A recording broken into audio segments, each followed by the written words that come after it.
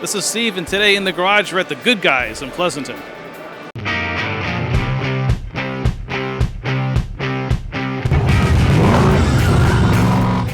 This is Steve, and I'm here with Harry looking at his unbelievable 1970 Nova SS 396 375 horse big block.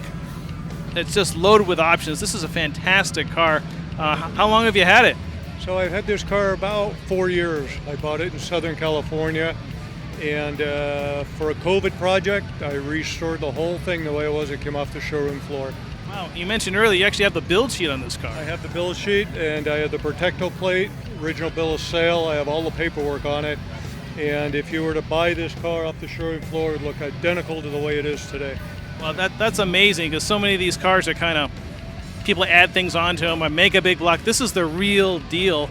And not only that, it's just loaded with options. I mean, I'm looking at deluxe interior, bucket seats, console, 4-speed, right trim, vinyl top, wheels. I mean, it's just goes on and on and on and on.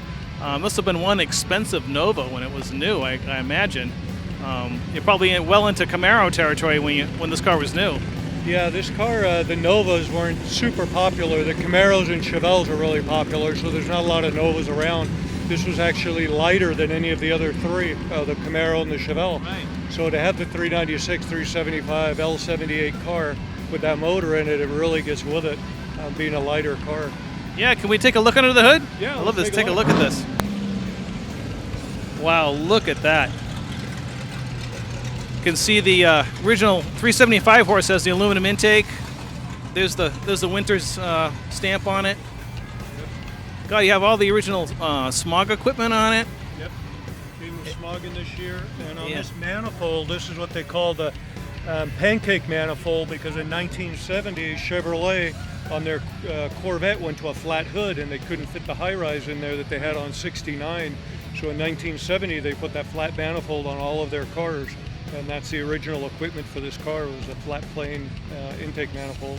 I love the way you've done. You got the correct clamps, the correct hoses, the correct looking battery, everything. It's just it's so unusual to see a Nova done to this standard, you know. And then I understand why you did it, because it's a very special car. I don't think I've ever seen one equipped all the way through like this one is. Yeah, it's been really fun to do. A couple parts I had to find online, but all the parts I put on there were new old stock ones that I could find, original GM ones. But it was a fun car to build. The heads are the original, the block's original, everything underneath it is original to the way it was in 1970. That's fantastic. I was looking. I just can't help notice the details. You know, you got the lights, clamps, and you got the staples on the on the mud flaps. Nobody ever does that. You know, you've really paid attention to detail. I've restored a lot of cars, and so I kind of see that you put rivets here to hold this together instead of putting screws, which is easier to do, you know. So it's just I really appreciate all the little details, you know. That's what my eye goes to. Yeah. But it's just a fantastic looking car. And congratulations on a great build. Thank you. Yeah, you don't see too many Novas, but it's been fun. This is the original green, which is forest green. We just painted it a couple months ago, and it's a fun car. It really is. Yeah, it's amazing. Yeah, well, thanks so much for showing it to us. You're welcome. And thanks for taking an interest in it. Yeah, oh, definitely piqued my interest. Okay.